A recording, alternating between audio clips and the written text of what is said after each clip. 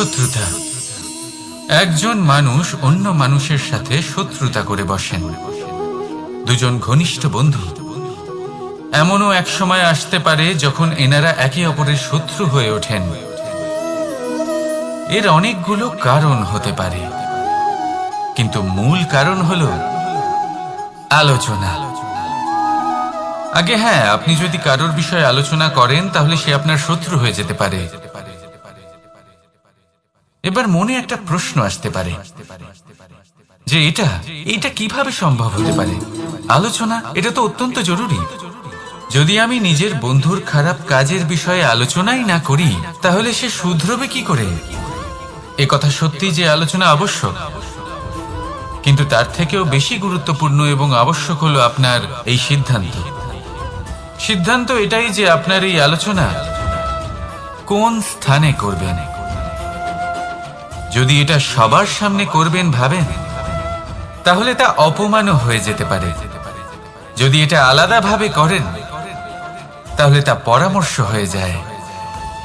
অপমান কেউ স্বীকার করতে পারেন না, কিন্তু পরামর্শ সকলের ভালো লাগে। তাহলে যদি আপন কারোর জন্য ভালো কিছু চান, কাউকে শুধরে দিতে চান, আর আপনার মনে হয় আলোচনা আবশ্যক, তাহলে সর্বপ্রথম সময়, পরিস্থিতি আর স্থানের কথা মনে রাখবেন, নয়তো এই আলোচনা আপনাকে খুব ভোগাতে পারে। তাহলে আসুন আমার সাথে ভালোবেসে বলুন, রাধা রাধা। আপনার জীবনেও কি সমস্যা রয়েছে? অবশ্যই থাকবে। প্রত্যেকের জীবনেই সমস্যা থাকে। প্রত্যেক মানুষ জিজ্ঞাসাও করেন যে এই সমস্যা আসলে কি আর কেন আসে জীবনে। আপনাকে একটা কথা বলে দিই যে সমস্যা আসলে সেটা নয় যা আপনার পথে বাধা সৃষ্টি করে, বরং সমস্যা হলো সেটাই যেটা আপনি তখন দেখতে পান যখন আপনার একাগ্রতা আপনার পথ থেকে, আপনার লক্ষ্য থেকে সরে যেতে থাকে। আর এই সমস্যাগুলি দূর করার জন্য, এর সমাধান করার জন্য একটাই পথ আছে। নিজের সমস্ত ভাবনা আরো একবার একাগ্র করুন নিজের পথের দিকে, নিজের লক্ষ্যের দিকে। আপনার সমস্ত ভাবনা যদি কেন্দ্রীভূত হয় নিজের লক্ষ্যে, তাহলে এই সমস্যা দূরে থাকবে। যদি এরকম না হয়, যদি আপনার মন একটু অন্যদিকে চলে যায়, তাহলে এই সমস্ত সমস্যা আবার সামনে চলে আসে আর বাড়তেও থাকে। দেখুন, যেখানে আপনার লক্ষ্য রয়েছে, বাণ যদি সেখানেই চালাতে হয়, তাহলে দৃষ্টি তো সেদিকেই রাখতে হবে। তবেই তো আপনি সেই লক্ষ্য ভেদ করতে পারবেন। সেই জন্য মনে রাখবেন, সর্বদা লক্ষ্য রাখবেন নিজের পথে, সেই পথেই সামনে এগোতে থাকুন নিজের লক্ষ্যের দিকে। আপনি যত সামনে এগোতে থাকবেন এই সমস্যা তত পিছিয়ে যাবে। তাহলে আসুন আমার সাথে ভালোবেসে বলুন, রাধা রাধা। মানুষ, কোন ব্যক্তির নির্মাণ হয় কিভাবে?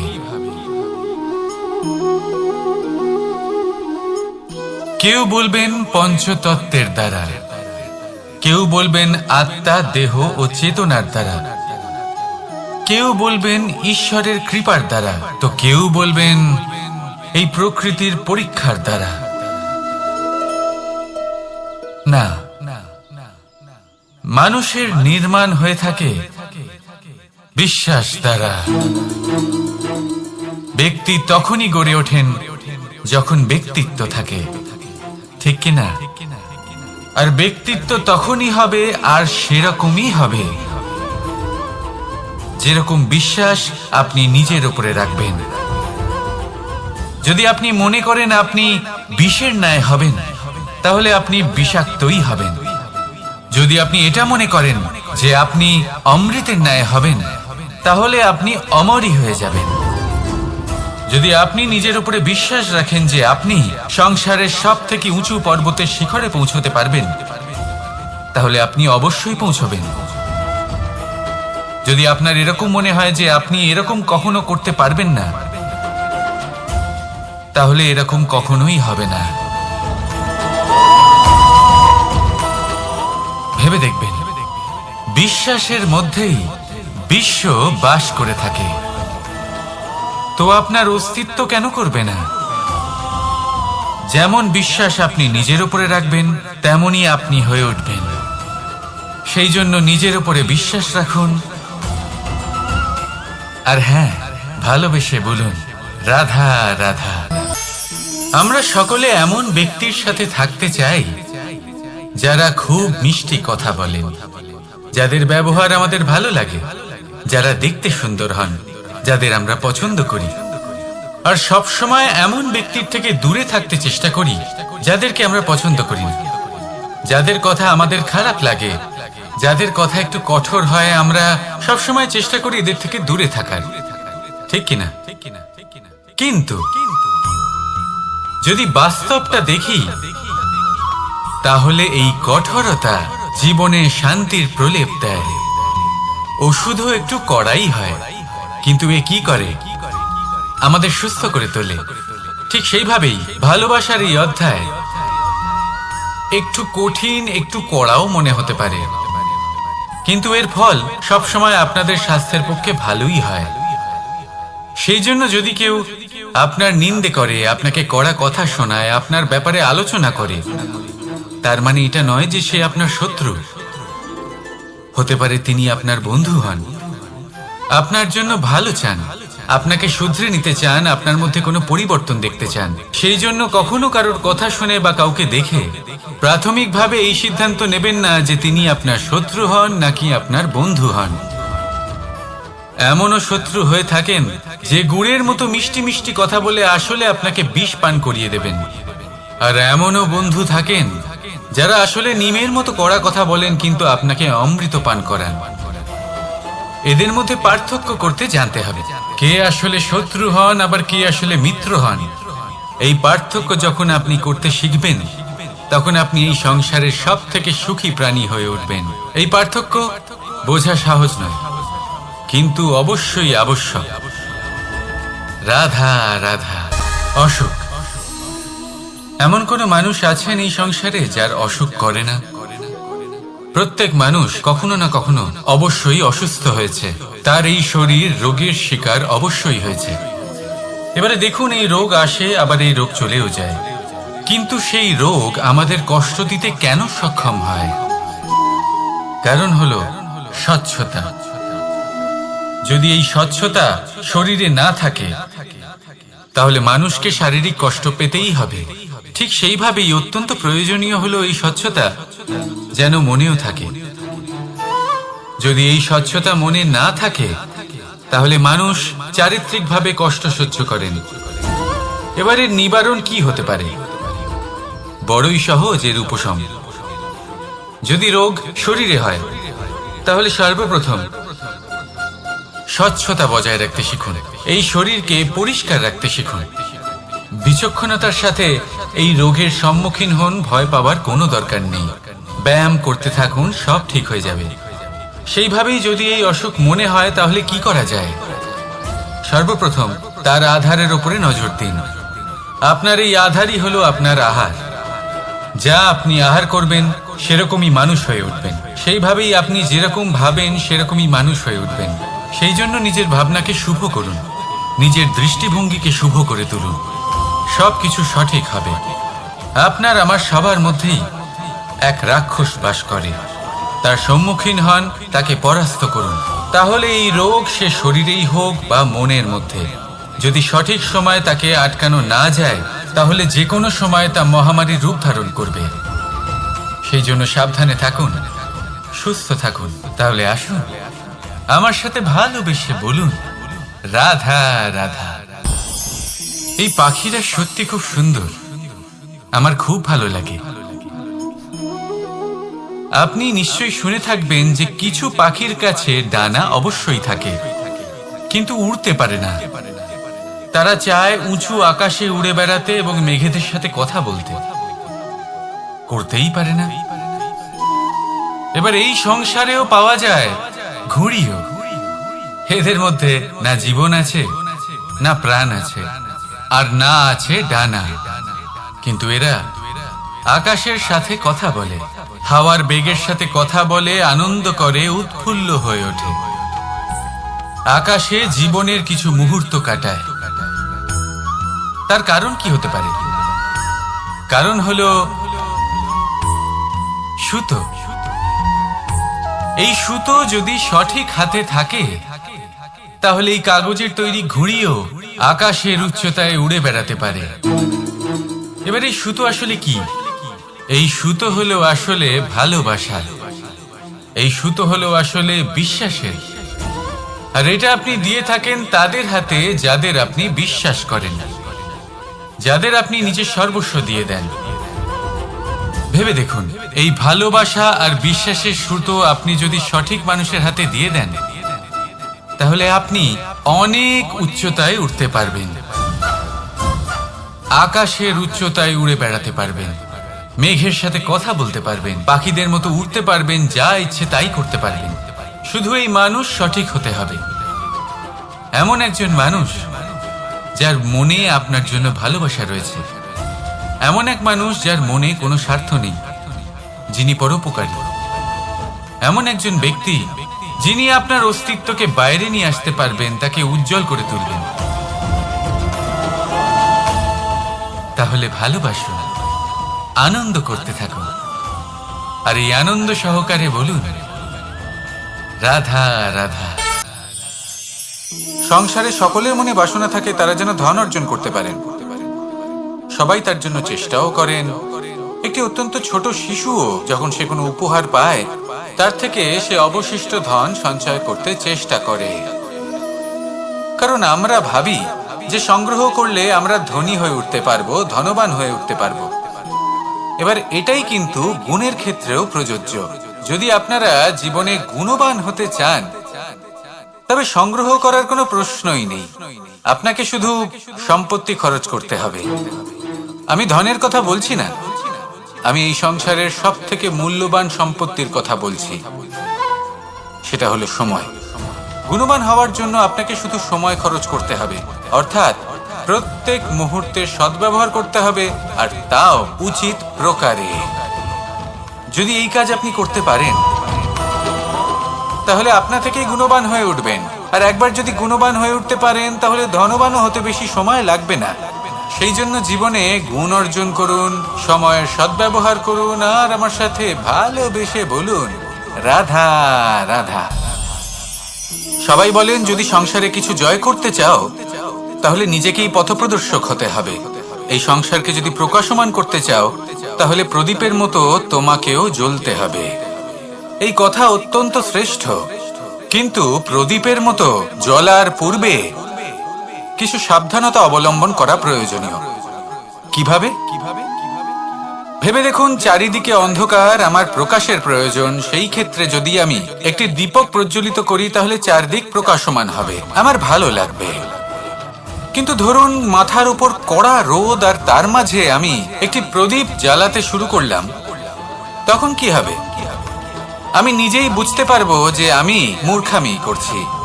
মাটির প্রদীপ, তেল, প্রচেষ্টা, সময়, এই সব কিছু নষ্ট করছি। সেই জন্য মনে রাখবেন, জীবনে পরিশ্রম করা প্রয়োজনীয়, কিন্তু পরিশ্রম কোথায় করতে হবে, কতটা করতে হবে, সেটা মাথায় রাখা আরো প্রয়োজনীয়। আসুন আমার সাথে ভালোবেসে বলুন, রাধা রাধা। ক্ষমা একটা অত্যন্ত সুন্দর শব্দ, আমার খুব প্রিয় শব্দ, কিন্তু এই ক্ষমা কখন আর কিভাবে প্রয়োগ করতে হবে সেটা বোঝা প্রয়োজনীয়। এক, যদি আপনি কোনো অন্যায় করেন আর ক্ষমা না চান, ক্ষমা প্রার্থনা না করেন, ক্ষমা চাওয়া থেকে এড়িয়ে যান, তাহলে তাতে আপনারই ক্ষতি হবে। কিভাবে? ক্ষমা না চাইলে মনের মধ্যে অহংকার জাগ্রত হয়, আর অহংকার তো প্রকৃত অর্থে আমাদের ক্ষতিই করে। দুই, কেউ যদি অপরাধ করেন, আপনার থেকে ক্ষমা না চান, তাহলে তাকে ক্ষমা করবেন না। ক্ষমা হলো অত্যন্ত অমূল্য, আর না চাইতেই কাউকে ক্ষমা দান করা এটা উচিত নয়। তিন, যদি কেউ আপনার সাথে অনুচিত কিছু করেন, অপরাধ করেন, আর আপনার থেকে ক্ষমা চান, তাহলে তাকে ক্ষমা করে দিন। তাতে আপনার অন্তরের করুণাবোধ জাগ্রত হবে, প্রেম জাগ্রত হবে, আর তা আপনার জন্য শুভ হবে। 4, যদি আপনি নিজে কোনো অপরাধ করেন তাহলে অবশ্যই ক্ষমা চাইবেন, তাতে আপনারই লাভ হবে। কিভাবে? সামনের ব্যক্তি আপনাকে ক্ষমা করুক বা না করুক, আপনার অন্তরের অহংকার ক্ষীণ হবে, আর এই মন আরো নির্মল হয়ে উঠবে। এই ক্ষমা অত্যন্ত অমূল্য, ভেবেচিন্তে একে ব্যবহার করুন আর আমার সাথে ভালোবেসে বলুন, রাধা রাধা। আমি এখানে একা এই বনে বসে আছি, বাঁশি বাজাচ্ছি। কার জন্য? কে আছেন এখানে? কেউ নেই। আমার প্রজা, আমার রাজ্য, আমার পরিবার আমার থেকে অনেক দূরে আছেন। আমি এখানে একা এই বনে বসে এই আকাশের এই রঙের, গাছের এই সব ফলের, মাটির সুবাসের আনন্দ উপভোগ করছি। কেন? আমি হলাম দ্বারকাধীশ। এমন কি রাজকীয় বা ভৌতিক সুখ রয়েছে যে আমি ওখানে পেতে পারি না? সবকিছুই পেতে পারি, তাও এখানে বনে একা বসে আছি। কোন সুখ খুঁজে চলেছি? একা থাকার সুখ। আমরা প্রত্যেকদিন অনেক মানুষের সাথে, চিন্তাধারার সাথে, কর্মের সাথে, পরিস্থিতির সাথে, সুখ দুঃখের দ্বারা বেষ্টিত থাকি। জীবনের এই চক্রে আমরা জড়িয়ে পড়তে থাকি। যতই আমরা এই সমস্যার সমাধান করি, আমরা ততই এতে জড়িয়ে পড়ি। আমরা এতটাই জড়িয়ে পড়ি যে যখন আমরা আয়নায় নিজেদের দেখি, তখন আমরা নিজেদের চিনতেই পারি না। এমন মনে হয় যেন আমরা নিজেদের হারিয়ে ফেলেছি। সেই জন্য প্রত্যেক দিন আপনি কিছু সময় নিজের সাথে কাটান একান্তে। এটা অত্যন্ত আবশ্যক। নিজের অস্তিত্বের গভীরে গিয়ে দেখতে শিখুন, নিজেকে বুঝুন।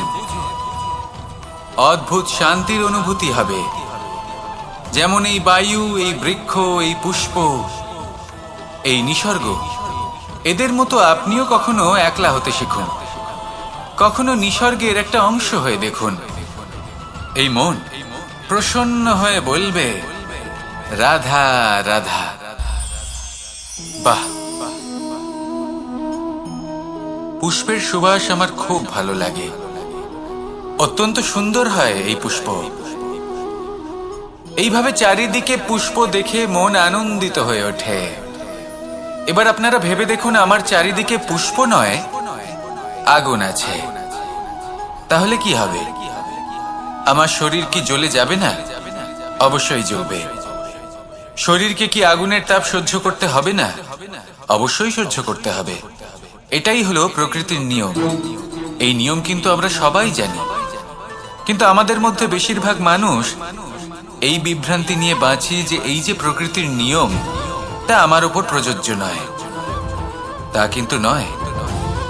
আমাদের চতুর্দিকে এই যে নিসর্গ রয়েছে, আমরা তার কতটা ক্ষতি করি সেটা একবার ভেবে দেখুন। আমরা বনাঞ্চল জ্বালিয়ে দিই, বায়ু দূষিত করি, জল দূষিত করি, প্রাণীদের হত্যা আমরা করি। কেন? এই নিসর্গ আমরা নষ্ট করি, যদিও আমরা জানি যে আমরাও হলাম এই নিসর্গেরই অংশ। এবার দেখুন, শরীরের কোনো অংশে যদি আগুন ধরান, আস্তে আস্তে সমস্ত শরীরও জ্বলে যাবে। সেইভাবেই নিসর্গ যদি নষ্ট হয়ে যায়, তাহলে মনুষ্য জাতিও নষ্ট হয়ে যাবে। তাই এই যে নিসর্গ আপনি দেখছেন, নিসর্গ থাকে মানুষ থাকবে। যদি নিসর্গ থাকে তাহলেই জীবন থাকবে। আসুন আমার সাথে ভালোবেসে বলুন, রাধা রাধা। ওমা, এ কি? আমি কখন থেকে এখানে অপেক্ষা করছি, হাত পেতে দাঁড়িয়ে রয়েছি যাতে একটা ফল আমার হাতে এসে পড়ে এবং সেটা আমি খেতে পারি। কখন থেকে অপেক্ষা করছি, কিন্তু সেটা হচ্ছেই না। এবার আপনি বলবেন যে এসব কি বলছি, এ কি অদ্ভুত কথা বলছি। যদি ফল খেতে হয় তাহলে আমাকে বৃক্ষে চড়তে হবে, ফলের কাছে পৌঁছতে হবে, তবেই তো ফল পাবো। এবার এটা অত্যন্ত সহজ ব্যাপার, কিন্তু এই বিষয়টা আপনি নিজের জীবনের প্রসঙ্গে ভেবে দেখুন। লক্ষ্য কোথায় আছে আপনি জানেন, সেই লক্ষ্যে পৌঁছানোর পথ কি সেটাও আপনি জানেন, সেই পথে চলার ক্ষমতাও আপনার রয়েছে, কিন্তু তাও আপনি নিজের লক্ষ্য লাভ করতে পারছেন না। কেন? কারণ আপনি অপেক্ষা করছেন যে লক্ষ্য আপনার সামনে চলে আসবে, কিন্তু তা হয় না। লক্ষ্য সে যাই হোক না কেন, ধন হোক, প্রেম হোক, কোনো সম্মান হোক বা মোক্ষ হোক, যদি আপনি তার দিকে অগ্রসর না হন তাহলে ফল প্রাপ্তি অসম্ভব ব্যাপার, তা কোনোদিনই হবে না। সেই জন্য আপনার চোখের সামনে আপনি যদি নিজের লক্ষ্যকে দেখতে পান তাহলে উঠুন এবং সেই দিকে অগ্রসর হতে শুরু করুন। নিজের অন্তরের সকল অশুভ গুণ দূর করুন, অলসতা ত্যাগ করুন, অজ্ঞানতা ত্যাগ করে দিন এবং চলতে থাকুন। অবশ্যই মনোবাঞ্ছিত ফল লাভ করতে পারবেন। মনে রাখবেন, চলতে থাকলে তবেই লক্ষ্য প্রাপ্তি হবে। অপেক্ষার দ্বারা শুধুমাত্র মৃত্যু লাভ হবে। আসুন আমার সাথে ভালোবেসে বলুন, রাধা রাধা। আমি দ্বারকাধীশ এবং আমার সভাতে বিভিন্ন সময় বিভিন্ন ধরনের মানুষ আসেন, নিজেদের দাবি নিয়ে, নিজেদের ইচ্ছে নিয়ে। কখনো কেউ ভোজন চান, আবার কখনো কেউ ওষুধ, কখনো কেউ বস্তু চান, কেউ আবার চান বস্ত্র। কারোর জ্ঞান চাই, কারোর ধন চাই, আবার কারোর বাসস্থান। অনেক সময় আমি এই অনুরোধ, এই ইচ্ছে পূর্ণ করি না। এবার আপনি এটা ভাবতেই পারেন যে কৃষ্ণ তো তাহলে লোভী, ওর কাছে তো সবকিছুই রয়েছে, তারপরেও সে নিজের প্রজার ইচ্ছে পূর্ণ করে না, তাদের সমস্যাগুলি বুঝতে পারে না, তাদের সুখ স্বাচ্ছন্দ্য প্রদান করে না। আসল সত্য হলো এটাই যে কোনো সবল ব্যক্তি, যে কোনো গৃহস্থ ব্যক্তি যে কাজ করতে সক্ষম, তার পরিশ্রম দ্বারাই নিজের প্রয়োজনগুলি এবং ইচ্ছেগুলি পূরণ করা উচিত। এটা অত্যন্ত প্রয়োজনীয়। আর এগুলো তিনি করতে পারেন শিল্প, ব্যবসা, আচরণ অথবা জ্ঞানের ভিত্তিতে। এই পথে চলতে হবে, পরিশ্রম করতে হবে, তবেই সে কিছু অর্জন করতে পারবে। এবার এমন কোনো ব্যক্তি যার এই সব কিছুতে কোনো রুচি নেই, যে কিছুই করতে চায় না, সে কিছুই অর্জন করতে পারবে না। এবার এরকম কোনো ব্যক্তিকে যদি আমি কোনো বস্তু প্রদান করি তাহলে কি হবে? সে পরাধীন হয়ে যাবে, আর সেটা উচিত হবে না।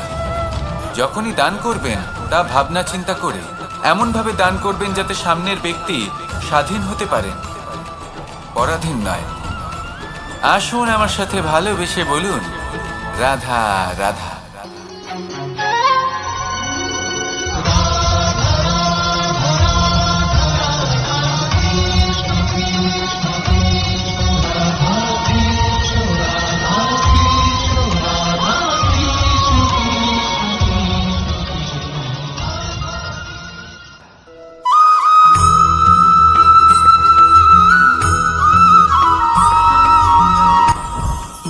জীবনে কিছু শেখা অত্যন্ত গুরুত্বপূর্ণ। এবার কি কি শিখতে হবে সেই সব শেখানোর জন্য অনেক শিক্ষক রয়েছেন, কিন্তু কি শিখবেন না আর কি করবেন না এটা আমাদের নিজের অভিজ্ঞতা দিয়ে শিখতে হয়। কিন্তু তার মানে এটা নয় যে যদি আপনাকে শিখতে হয় যে আগুনের তাপ কতটা, আপনাকে আগুনের মধ্যে হাত দিতে হবে। না, অন্য কারোর অভিজ্ঞতা দ্বারাও শিখতে পারেন। প্রশ্ন শুধুমাত্র একটাই যে আপনি কি শিখতে চান নাকি চান না। যদি আপনি এটাই ভাবেন যে আমি শুধুই নিজের অভিজ্ঞতা দ্বারাই শিখতে চাই, তাহলে জীবনকাল ছোট মনে হবে, অনেক কিছুই শিখতে পারবেন না। তাই নিজের সাথে সাথে বড়দের অভিজ্ঞতার দ্বারাও শেখা শুরু করে দিন। এই সংসারের অভিজ্ঞতা দ্বারা শিখতে শুরু করে দিন। আর এটা নিশ্চিত রূপে শেখা আবশ্যক যে কখন কি করবেন না, কোথায় থামতে হবে আর কোথায় থামবেন না। তাহলে আসুন আর আমার সাথে ভালোবেসে বলুন, রাধা রাধা।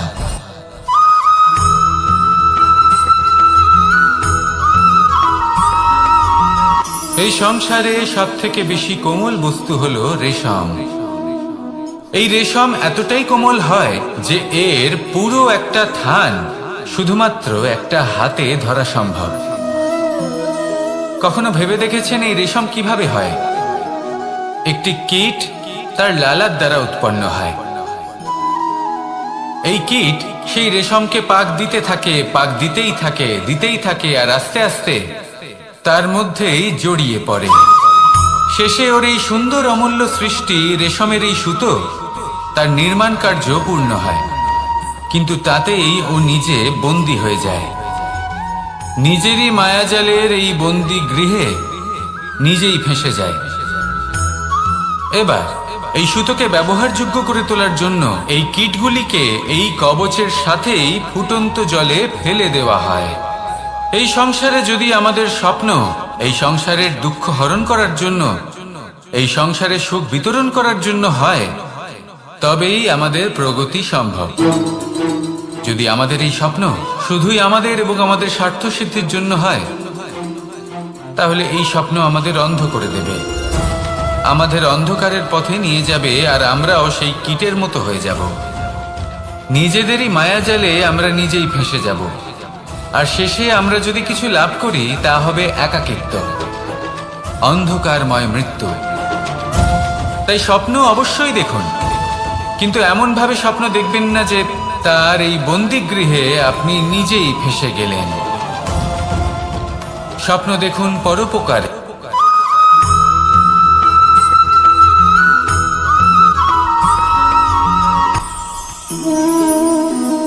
শক্তি এক অত্যন্ত বিচিত্র বস্তু, বা বলতে পারেন অনুভূতি।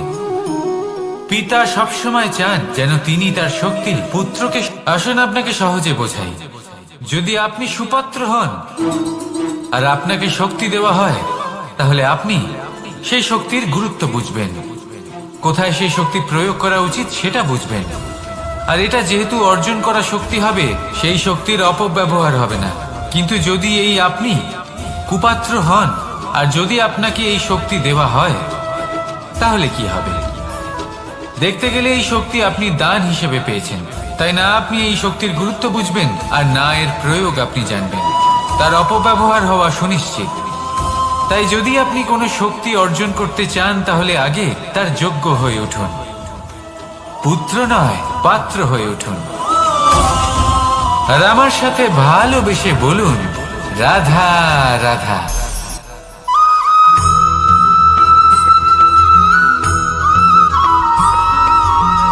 এই সংসারে প্রত্যেক মানুষ এটাই চান যে তিনি যেন ধনবান হন, আর্থিক অবস্থা তার ভালো থাকে, ওনার বাড়িতে লক্ষ্মীর আগমন হয়। কিন্তু সেটা হবে কি করে, সেটাই হলো প্রশ্ন।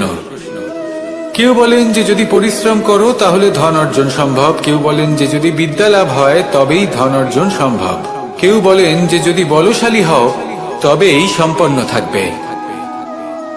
ভালো কথা, যদি তাই হয়ে থাকে, তবে দিনমজুর সারা দিন পরিশ্রম করেন, তিনি কেন ধনী হন না? অনেকজন বিদ্বান মানুষ আছেন এই সংসারে, তারা কেন ধনবান হন না? অনেক সংখ্যক বলশালী ব্যক্তি আছেন, তাদের কাছে ধন নেই কেন? তাদের কেন ধনের অভাব হয়? আবার এমনও কিছু মানুষ আছেন যারা পরিশ্রম করেন, তারা দিনমজুর, কিন্তু তারা ধন অর্জন করতে পারেন। কিছু বিদ্বান ব্যক্তি আছেন যাদের কাছে অধিক মাত্রায় ধন রয়েছে। কয়েকজন বলশালী ব্যক্তি রয়েছেন যাদের কাছে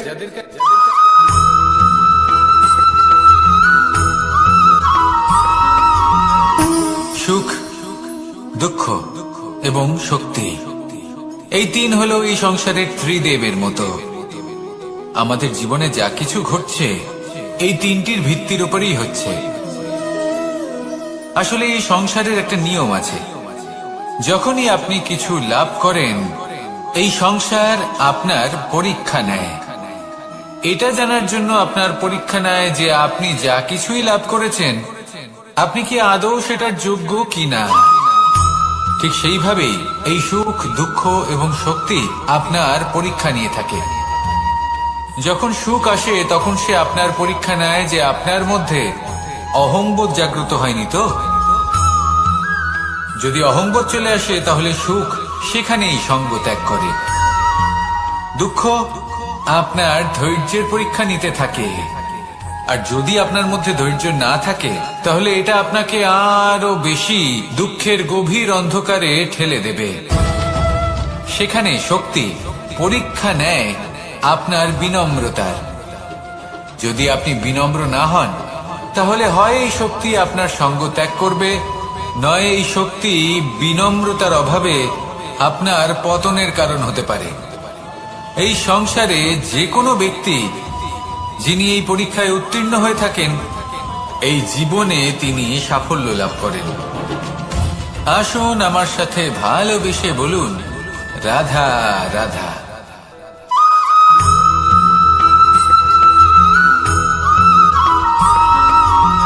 পঞ্চতত্ত্বের মধ্যে দ্বিতীয় তত্ত্ব হল ধরণী, ভূমি, যাকে আমরা ধরণী মাতা বলি। এই ধরণী ধৈর্য ধারণ করে, আর এর উপরেই আমাদের সমগ্র সংসার নির্ভরশীল। কারণ এই ভূমি সহ্য ক্ষমতা রাখে, এর সহ্য ক্ষমতা হল অপরিসীম।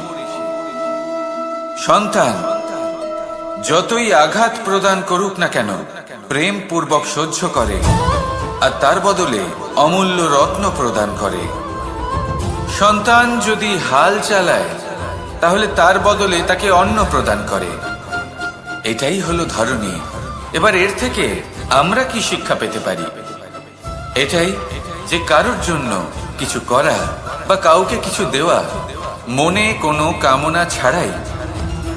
আর এই কথাটা বুঝে যান, যদি কারোর জন্য কামনা না রেখে বা কোনো পাওয়ার আশা না রেখে কারোর জন্য কিছু করেন বা কারোকে কিছু দেন, যদি এটা আপনি শিখতে পারেন, তবে আপনি ভালোবাসতে শিখে গেছেন। আর সেই জন্যই এই ধরিত্রীকে মাতা বলা হয়। কারণ মাতা শুধু উনি নন যিনি গর্ভে সন্তানকে ধারণ করেন, মাতা তো উনিও যিনি জীবন বাঁচতে শেখান, যিনি জীবন বাঁচার উদাহরণ প্রদান করেন। তাহলে ধরণীর থেকে এই নিঃস্বার্থ ভাব শিখুন, নিঃস্বার্থ ভালোবাসা শিখুন, আর এই ভালোবাসার সাথেই বলুন, রাধা রাধা।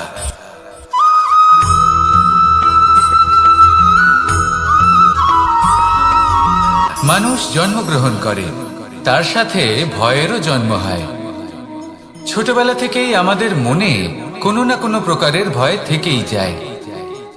কেউ এই বিষয়ে ভয় পায় যে তার কোনো বস্তু তার থেকে দূরে চলে যাবে, কেউ এই বিষয়ে ভয় পায় যে আমি নিজেকে হারিয়ে ফেলব, কেউ এই ভেবে ভয় পায় যে আমার প্রিয়জনেরা তারা যেন আমার থেকে দূরে না চলে যায়, কেউ এই ভেবে ভয় পায় যে আমরা যেন পথ না হারিয়ে ফেলি, আদি ইত্যাদি। কিন্তু সত্যি কথা বলতে, ভেবে দেখুন এই ভয় বাস্তবে কি? শুধুই একটা মনস্থিতি, আর কিছুই নয়। যা কিছু আপনি জীবনে পেয়েছেন তা একদিন আপনাকে হারাতে হবে। এই জীবন হলো আপনারই, কিন্তু তাও একদিন সমাপ্ত হবে। তাই ভয় পেয়ে কি লাভ? এই ভয় শুধু আপনাকে জীবন যাপন করা থেকে বাধা দিচ্ছে, আর কিচ্ছু নয়। পথ হারিয়ে ফেললেই বুঝতে পারবেন যে নতুন পথ কিভাবে বানাতে হয়। কিছু মানুষকে জীবন থেকে হারালে তবেই আপনি বুঝবেন যে আপনার আপনজনকে। এই ভয়ের কারণে ভীত হয়ে থাকবেন না। এই তারা নক্ষত্র অন্ধকারের অভাবে গুরুত্ব হারায়। শিবকেও মহাদেব হবার জন্য বিষ পান করতে হয়েছিল। প্রত্যেক পরিস্থিতি, প্রত্যেক সাফল্য আপনার পরীক্ষা নেবে, তাতে উত্তীর্ণ হওয়া হলো আপনার কর্ম। যখনই আপনি ভয় পাবেন বা সংকটের সম্মুখীন হবেন, তখন সাহসের সাথে তার সম্মুখীন হন। মনে রাখবেন, যে সম্মুখীন হতে জানে, সাফল্য তার সাথে সবসময় থাকে। আসুন আর আমার সাথে ভালোবেসে বলুন, রাধা রাধা।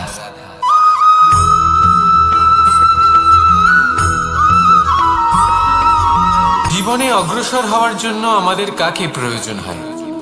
মাতা পিতা, বন্ধু, প্রেম, সাহায্য, অর্থ, পরিশ্রম, আশা। ভিন্ন ভিন্ন মানুষ ভিন্ন ভিন্ন বিকল্প চয়ন করে। যদি আমি আপনাকে বলি, তাহলে জয় আর পরাজয়ের মন্ত্র দুটো শব্দের উপর নির্ভর করে, মেনে নেওয়া আর দৃঢ় হওয়া। যদি মেনে নেন তাহলে হেরে যাবেন, যদি দৃঢ় হন তাহলে নিশ্চিত রূপে জয়ী হবেন। যদি কখনো আপনি ক্লান্ত হয়ে ওঠেন, আপনি দুঃখী হন, পুরোপুরি ভেঙে পড়েছেন, তখন মেনে নেবেন না যে আপনি ভেঙে পড়েছেন, নয়তো হেরে যাবেন।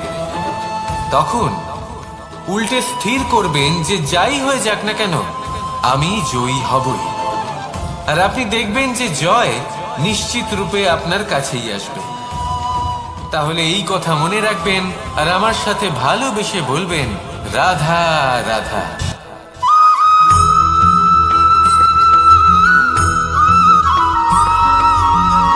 এই সংসারে কোনো বস্তু হোক বা ব্যক্তি হোক, তার একার গুরুত্ব কিন্তু খুব বেশি নয়। একটা উদাহরণ হিসেবে বৃষ্টির ফোঁটাকে ভেবে দেখুন। যদি একটি বৃষ্টির ফোঁটা হয় তাহলে তার খুব বেশি গুরুত্ব থাকে না, কিন্তু যখন সহস্র বৃষ্টির ফোঁটা মেঘের মধ্যে দিয়ে ঝরে পড়ে তখন সেটা বর্ষার রূপ ধারণ করে। সেই বর্ষা যা এই প্রকৃতিকে শান্ত করে। সেইভাবেই পাথরের ছোট টুকরো তার খুব বেশি গুরুত্ব থাকে না, কিন্তু যখন অসংখ্য পাথরের টুকরো একত্রিত হয় তখন তা পর্বতের আকার ধারণ করে। সেইভাবেই কিছু মানুষ যখন একত্রিত হন তখন তৈরি হয় পরিবার, কিছু পরিবার যখন একত্রিত হয় তখন তৈরি হয় সমাজ, যখন অনেক সংখ্যক সমাজ একত্রিত হয় তখন তৈরি হয় রাজ্য। এবার এই রাজ্যের সব থেকে গুরুত্বপূর্ণ ব্যক্তি হতে পারেন রাজা, কিন্তু তাও সেই রাজা একা কিছু করতে পারেন না। যুদ্ধ লড়ার সময় তারও নিজের সৈন্যদলকে প্রয়োজন পড়ে। কিন্তু এই সংসারে এমন একজন ব্যক্তি আছেন যিনি একাই সব কাজ করতে থাকেন, এবং সেই ব্যক্তি হলেন মা। আমাদের জীবনে একজন পিতার ভূমিকা কিন্তু নিঃসন্দেহে অমূল্য, কিন্তু আমাদের সকলের জীবনে যে ভূমিকা একজন মায়ের তা অন্য কারোর থাকে না। একজন মা একাই সন্তানকে বড় করতে পারেন, সংস্কারী করে তুলতে পারেন, তার জন্য পরিশ্রম করেন। আর এত কিছু কাজ করার পরেও তার কাজের জন্য তিনি প্রশংসা অবশ্য পান না। উল্টে যদি সেই সন্তান অনুচিত পথে চালিত হয়, অনুচিত কর্ম করে, তখন সেই মাকেই অপবাদের পাত্র হয়ে উঠতে হয়। আমাদের জীবনে মায়ের যোগদান কতটা সেটা বুঝুন। আপনাকে বড় করে তোলার জন্য উনি কতটা পরিশ্রম করেছেন সেটা বুঝুন। আজ থেকে, এখন থেকে, এই মুহূর্ত থেকে মাকে সম্মান করতে শিখুন। যখন সময় পাবেন, যখন সুযোগ হবে, তখন তার প্রশংসা করুন, ওনারও ভালো লাগবে। আর মায়ের এই মমতার জন্য, তার এই ভূমিকার জন্য আসুন সবাই মিলে আমরা তাকে প্রণাম করি, আর সকলে মিলে ভালোবেসে বলি, রাধা রাধা।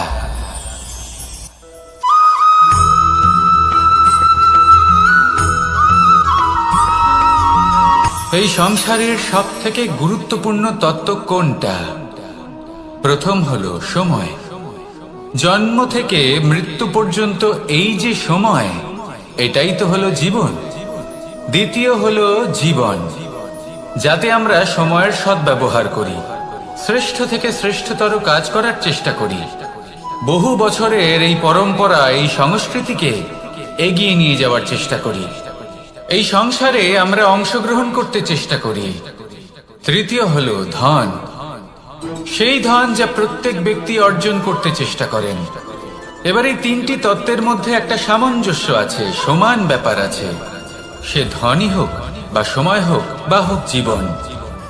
আর সেই সমান ব্যাপার হলো যে যদি আপনি এটা গণনা করতে থাকেন তাহলে তা কমতে থাকে, যদি আপনি এটা ব্যবহার করেন তাহলে তা বাড়তে থাকে। একে সংগঠিত করে রাখতে চেষ্টা করলে এ হাত থেকে ফসকে যায়, কিন্তু যদি আপনি একে সামলে রাখতে শিখে যান তাহলে এমন কাজ করবেন যাতে সংসারের সাথে সাথে পরবর্তী প্রজন্ম লাভবান হবে। যদি কিছু শিখতে চান তাহলে সামলাতে শিখুন, গণনা করা বা সংগঠিত করা নয়। আসুন আর আমার সাথে ভালোবেসে বলুন, রাধা রাধা।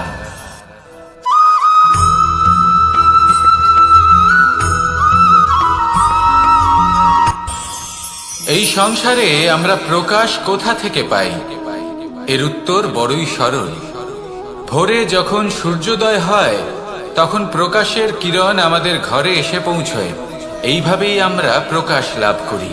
এবার এই প্রকাশের আলোতেই আমরা সারা দিনের কাজ সম্পন্ন করি। সন্ধে হয়ে যায়, সূর্যাস্তও হয়ে যায়, আর আমাদের ঘর যাতে অন্ধকার না হয় তার জন্য আমরা একটা প্রদীপ প্রজ্বলিত করি। এটাই ঘটে আমাদের জীবনেও। এবার প্রবাহমান আয়ুর সাথে আমরা আমাদের অন্তরে যদি একটা প্রদীপ প্রজ্বলিত করে নিই, তাহলে বিষয়টাই অন্যরকম হবে। এবার আপনি বলবেন কোন প্রকাশের কথা বলছি যা আমাদের অন্তরে জাগ্রত করা সম্ভব? আমাদের আত্মার মাঝে প্রেমের প্রকাশ জাগ্রত করার কথা বলছি। কারণ আমাদের এই জীবন এও হলো দিনের আলোর মতো। আজ প্রকাশ আছে, কিন্তু কোনোদিন অবশ্যই অস্ত হবে। কিন্তু অস্ত হবার আগে যদি আমরা আমাদের আত্মার মাঝে প্রেমের এই প্রকাশ উজ্জ্বলিত করে নিই, তাহলে আমাদের সন্ধ্যাকালও আমরা আনন্দে এবং প্রেমে যাপন করব। তাহলে আসুন আর আমার সাথে ভালোবেসে বলুন, রাধা রাধা।